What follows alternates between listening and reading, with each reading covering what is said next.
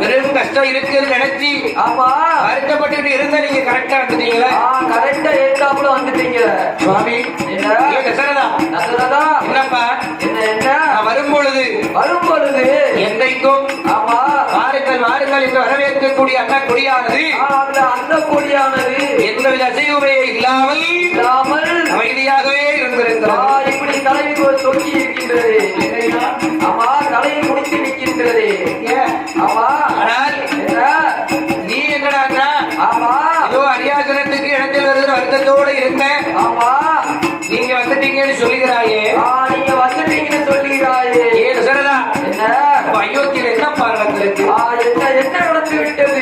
ஏதோ நடந்திருக்க போய் தான் உன் முகமெல்லாம் வாடி இருக்கின்றது. நீ ஒரு காலம் இப்படி இருக்க மாட்டீங்க. எதுக்கு இப்படி இருக்க? எதுக்கு ஏன் இப்படி இருக்க? நான் எப்பவும் இப்படித்தானே இருக்கேன். தலையெழுத்து இவனுக்கு வேலையே கிடையாது. சும்மா சோகமா கேட்ட சப்பா. இவனுக்கு என்ன?